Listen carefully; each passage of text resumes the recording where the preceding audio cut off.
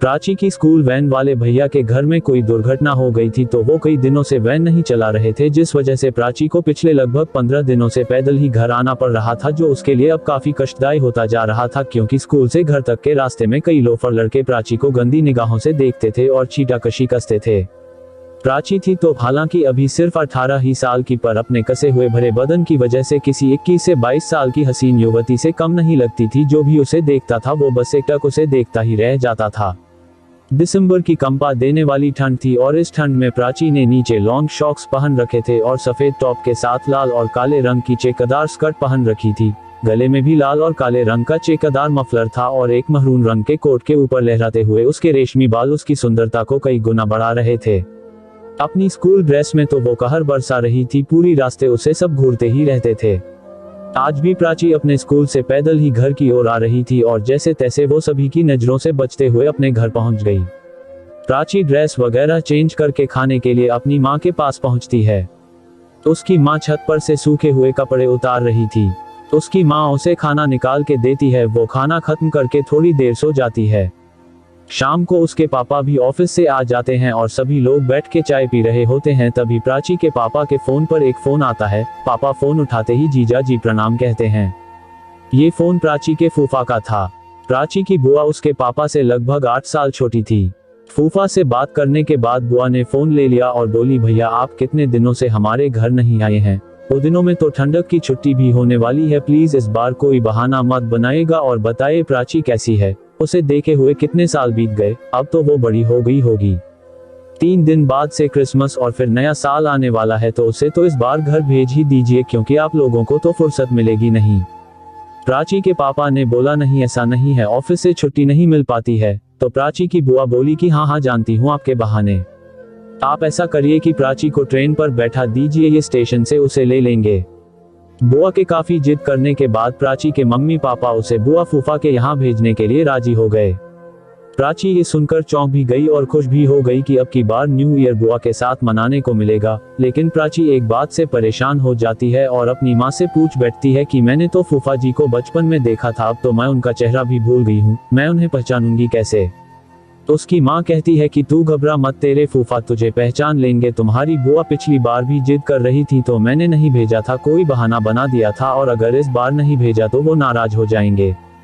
कल मैं तुम्हारे लिए कुछ कपड़े ले देती हूँ और सारी तैयारी करवा देती हूँ, जाओ कुछ दिन घुमाओ। फिर 24 दिसंबर को प्राची अपने फूफा के शहर आगरा पहुंच जाती है और स्टेशन से बाहर निकलकर अपने फूफा का इंतजार करने लगती है। उसने लाल रंग के लंबे से ओवरकोट के साथ काले रंग के बूट पहन रखे थे और गले में लाल रंग का मफलर था। उसके रेशमी बालों की खुशबू पूरे रास्ते को महका रही थी। कान में ब्लूटूथ लगाए वो इधर उधर अपने फूफा को ही ढूंढ रही थी। स्टेशन के बाहर आने जाने वाला हर एक शख्स उसे एक बार पलट के तो जरूर देख रहा था। प्राची की माँ ने उसके मोबाइल पर फूफा की फोटो दी थी। वो बार बार उसे देखती, फिर सड़क की तरफ उन्हें खोजती। तभी पीछे से एक मर्द बड़े प्यार से उसके कंधे पर हाथ रखता है और कहता है, अरे बेटा कितनी बड़ी हो गई हो तुम। प्राची झटके से मुड़ती है और आश्चर्य भरी निगाहों से उस आदमी को देखते हुए जोर से पूछती है, जी आप कौन, और आप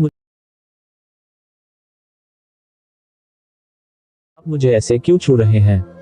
तो वो बोलता है, अरे बेटा पहचाना नहीं, मैं तुम्हारा फूफा हूँ। और ये सुनकर वो हैरान हो जाती है, क्योंकि जो फोटो उसकी माँ ने भेजी थी उसमें फूफा काफी मोटे दिख रहे थे और यहाँ वो एक हैंडसम और फिट फूफा से मिल रही थी।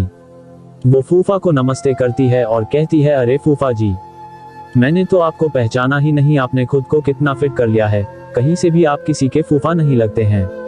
तभी फूफा बोलते हैं, अरे सारी बातें यहीं कर लोगी या घर भी चलोगी जी, तुम्हारे लिए बुआ ने अच्छी अच्छी डिशेस बना रखी हैं। प्राची अपना बैग पीठ पर टांग कर फूफा जी की बाइक पर बैठ जाती है। फूफा जी की बाइक जब भी किसी ब्रेकर या गड्ढे पर से होकर गुजरती तो वो झटके से ब्रेक लगाते और प्राची उनकी पीठ से चिपक जाती। ऐसा कई बार होने से उसे बड़ा अजीब सा लग रहा था। वो बड़ी असहजता के साथ बैठी हुई थी। फिर कुछ देर बाद उसने नोटिस किया कि फूफा जी कहीं कहीं जानबूझकर जोर से ब्रेक लगा रहे थे। खैर, घर पहुंचकर उसकी बुआ ने उसका खूब स्वागत किया। उन्होंने तो उसे देखते ही कह दिया कि बिल्कुल ऐश्वर्या राय लग रही है मेरी भतीजी, अब जल्दी से तुम्हारे लिए किसी अभिषेक को ढूंढना पड़ेगा। प्राची शर्मा जाती है और आश्चर्य भरी आवाज में कहती है, ओफो बुआ जी, अभी तो मैं सिर्फ 18 साल की ही हूँ और आप शादी की बात कर रही हैं। तभी अचानक से प्राची के फूफा उसकी कमर पर हाथ रखते हुए उससे कहते हैं कि अरे अंदर भी चलोगी तुम लोग या दरवाजे पर ही सब बातें कर लोगी। तो उसकी बुआ सबको अंदर ले आती है और प्राची को फ्रेश होने को कहकर खुद खाना लगाने चली जाती हैं। प्राची अपने कमरे की सजावट देखकर दंग रह जाती है और खुशी से दौड़कर अपनी बुआ के पास किचन में आ जाती है।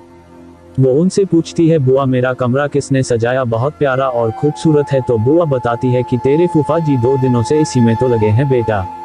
प्राची बुआ को थैंक यू कहकर फ्रेश होने चली जाती है और नहाकर जब डाइनिंग टेबल पर पहुंचती है तो देखती है कि बुआ फूफा पहले से ही उसका इंतजार कर रहे थे। प्राची खाने की तारीफ करती है तो फूफा जी कहते हैं कि तुम्हें अपना रूम कैसा लगा। प्राची तो वो उनकी बातों को इग्नोर करके फीका सा जवाब देती है कि हाँ अच्छा है। खाना खाने के बाद प्राची अपनी माँ को फोन करके बताती है कि मैं अच्छे से पहुंच गई और यहाँ मुझे बहुत अच्छा लग रहा है। वो अपनी माँ से बात करते करते बिस्तर पर लेट जाती है और कब उसे नींद आ जाती है उसे पता ही नहीं चलता। रात करीब 12 बजे उसके फूफा आके उसे चादर ओढ़ाते हैं और उसका मोबाइल किनारे रख देते हैं। वो कमरे की लाइट बंद ही करने वाले थे कि प्राची की आंख खुल जाती है पर वो उन्हें इग्नोर करके सो जाती है। फूफा के कमरे से जाने के बाद वो सोच में पड़ जाती है कि फूफा जी का व्यवहार कुछ अजीब सा लग रहा है, पर वो किसी को बता भी नहीं सकती थी।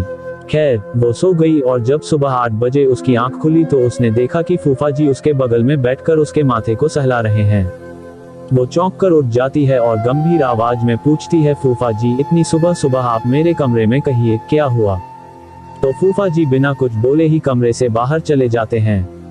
प्राची को लगभग 5 दिन हो चुके थे और वो अपने फूफा की हरकतों को बराबर नोटिस करती थी और उनसे बहुत परेशान भी हो गई थी, पर बुआ की वजह से वो न तो विरोध कर पा रही थी और न ही किसी को कुछ बता पा रही थी। जब कभी भी प्राची नहा के निकलती तो फूफा जी उसे अजीब नजरों से देखते थे। डाइनिंग टेबल पर कई बार खाना उठाते वक्त जानबूझ के उसके हाथों को छलिया करते थे। कभी कभी पीछे से उसकी आंखें बंद करके पूछते थे कि पहचान कौन। एक दिन बुआ छत पर कपड़े सुखा रही थी और प्राची बाथरूम में नहा रही थी। वो टॉवल लेना भूल गई थी तो उसने बाहर हाथ निकाल के बुआ से टॉवल मांगी, पर बुआ तो ऊपर थी तो फूफा जी ने ही उसे टॉवल दे दी। अब तो प्राची का गुस्सा 7वें आसमान पर था। वो कपड़े पहनकर बाहर निकली और गुस्से से कहा अब मुझे बर्दाश्त नहीं हो रहा है फूफा जी, मुझे घर जाना है। फूफा ने प्यार से प्राची से कहा अरे नाराज क्यों होती हो बेटा, मैंने तुम्हारे लिए सरप्राइज रखा है। और ऐसा कहकर वो अलमारी से एक बहुत ही मॉडर्न ड्रेस निकाल के प्राची को देते हैं और कहते हैं लो इसे पहन लो, आज न्यू ईयर है, इसमें तुम बहुत प्यारी लगोगी। ड्रेस वाकई बहुत ही महंगी और प्यारी थी। फूफा प्राची से कहते हैं चलो सब लोग आज बाहर खाना खाएंगे। तो प्राची ने ड्रेस झटकते हुए कहा कि मुझे बाहर खाने का कोई शौक नहीं, आप अकेले जाओ। तभी ऊपर से उसकी बुआ आ जाती हैं और कहती हैं अरे फूफा जी इतने प्यार से कह रहे हैं तो चलो आज सब लोग पहले मूवी चलेंगे फिर खाना खाने चलेंगे। प्राची पशोपेश में थी कि वो आखिर बुआ को बताए तो कैसे। अभी वो सोच ही रही थी कि फूफा ने उसका हाथ पकड़कर उसे कार में बिठा लिया और सब लोग घूमने निकल गए। सारी रास्ते फूफा जी प्राची को घूरे ही जा रहे थे। अब प्राची से बर्दाश्त नहीं हो रहा था। उसने फैसला कर लिया कि मैं बुआ को सारी बातें बता के रहूंगी। शाम को घर पहुंचकर वो बुआ के पास गई और बोली मुझे आपसे कुछ बात करनी है। लेकिन तभी वो फूफा जी को आते हुए देखकर चुप हो गई। प्राची के फूफा ने बड़े प्यार से कहा बोलो बेटा बोलो, डरो मत, बता दो सारी बातें बुआ को। तो प्राची बुआ को सारी बातें बताती चली जाती है। उसकी बातें सुनकर बुआ बड़े प्यार से उसे समझाती है कि बेटा इतने सालों से हमारी कोई औलाद नहीं है, हमने बहुत इलाज करवाया पर सब बेकार, पर तुम्हारे आने से सारा घर खुशियों से भर गया है। हम लोग एक बच्चा गोद लेना चाहते हैं और फूफा के जिस प्यार को बेटा तुम गलत समझ रही हो ना, असल में वो उनका एक बेटी के प्रति सच्चा प्यार है और कुछ नहीं। मैंने इसीलिए जबरदस्ती तुम्हें बुलाया था कि अपनी सगी औलाद नहीं है तो क्या हुआ, हमारी भतीजी भी तो हमारी बेटी ही है, इसीलिए तुम्हारे फूफा हर वक्त तुम्हें ही देखते रहते हैं। उन्हें लगता है कि अगर हमारी बेटी होती तो वो भी सेम तुम्हारी जैसी ही होती। तभी रुंधे हुए गले से उसके फूफा कहते हैं कि बेटा तुम बिल्कुल मत घबराओ, मैं कल ही तुम्हें ट्रेन पर बिठा दूंगा, तुम अपना सारा सामान पैक कर लो। प्राची अपनी बुआ और फूफा की बातें सुनकर रोने लगती है और फूफा जी के सीने से चिपक कर उनसे माफी मांगने लगती है कि उसने उन्हें गलत समझा। कुछ दिनों बाद फूफा और बुआ दोनों लोग प्राची को उसके घर तक छोड़ने आते हैं और इस बार प्राची के हाथ में एक बैग नहीं बल्कि 2 बड़े बड़े बैग थे, जिसमें उसके लिए महंगी ड्रेसेस, जूते, ढेर सारे खिलौने और उसकी मनपसंद की अच्छी अच्छी मिठाइयाँ भी थीं। मेरी शादी दोस्तों आशा करता हूँ कि होने वाला है। आपको अच्छी लगी लव स्टोरी की कहानी के बारे में जब मेरी शादी कहना है नीचे कमेंट करके जब मैं पहली बार वीडियो को लाइक कर दीजिए और चैनल को सब्सक्राइब करके घंटी को दबाकर और किसी की तरफ भी नहीं देखा, ताकि आने वाली वीडियो बैठा हुआ था और मेरे चारों तरफ कुछ रिश्तेदार देने के लिए। धन्यवाद। तभी अचानक मेरी नजर मेरे सामने खड़ी एक लड़की पर पड़ती है।